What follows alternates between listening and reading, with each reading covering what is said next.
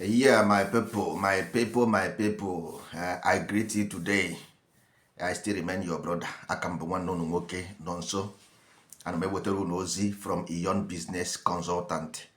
Consultancy in Igbo land is a consultant, and the consultant is somebody who a specialist specifically to guide.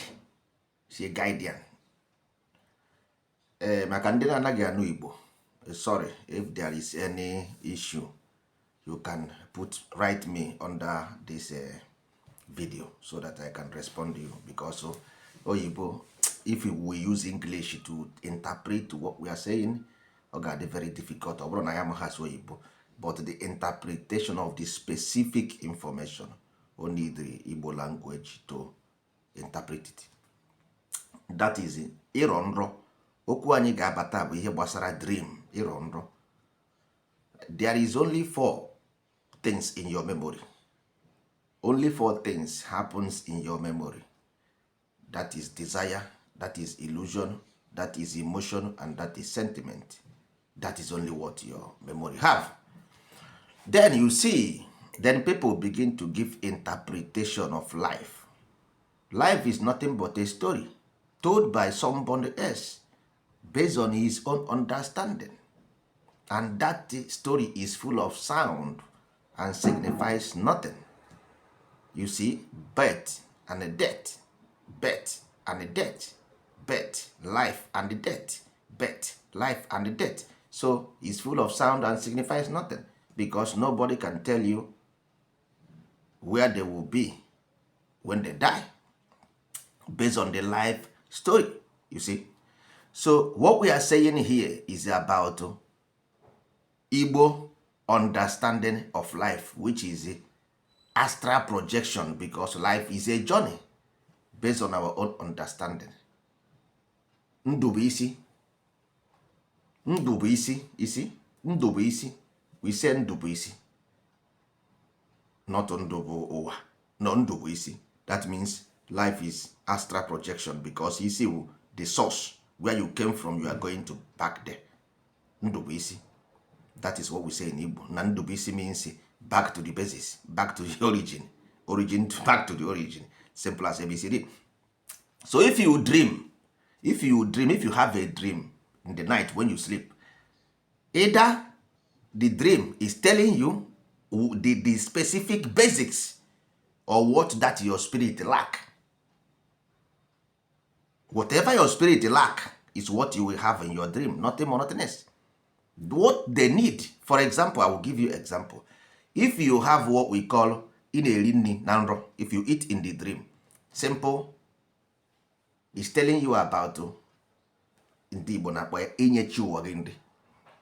Inyechi ụwa gị nri abụghị ije bute isi apịrị apị o ije bukọrọ agbagha m ihe ị na-akpọ ya ihe apịrị apị desa na ọchị gị, ị na-enye ya nri, ị na-egburi ya ọkụ.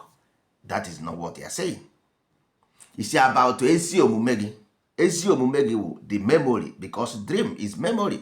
Nrọ wụ memory ka ọ na-eme n'ime memory ka ọ na-eme. So kedu the desire of that yochi, kedu ihe butere ya ụwa?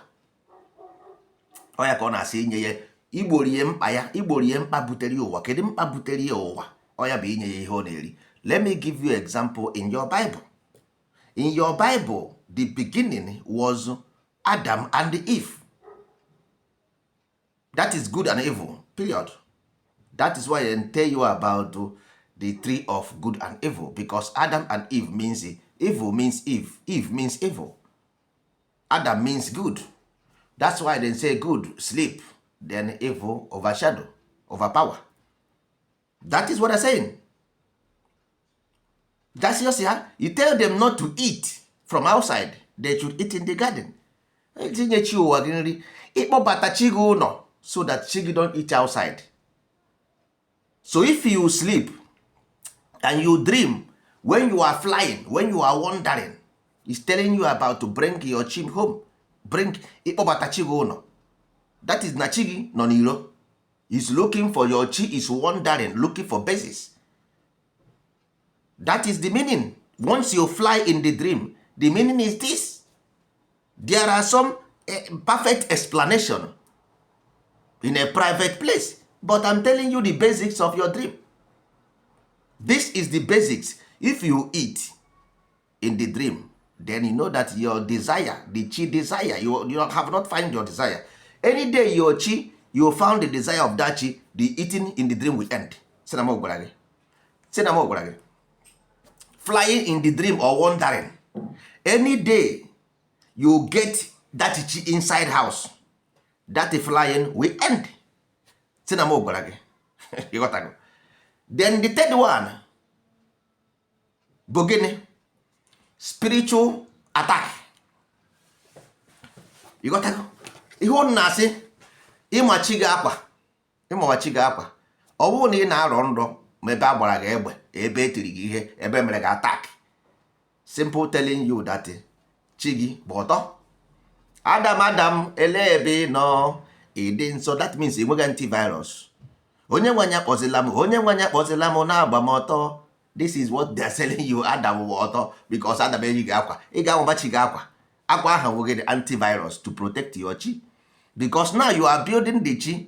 Number one, inye gị his desire. Number two, inye gị his illusion. Then ị ga-anwachi akwa because of always there is evil out there trying to catch you. That is why the snake is in the garden. So you must put antivirus to protect the chi from the snake in the garden, inside one, not outside you. Snake nọ n'ime ụlọ, ọhụrụ n'iro. You got to go. So whenever you have attack in the dream, the reason why na chi gị bụ ọtọ.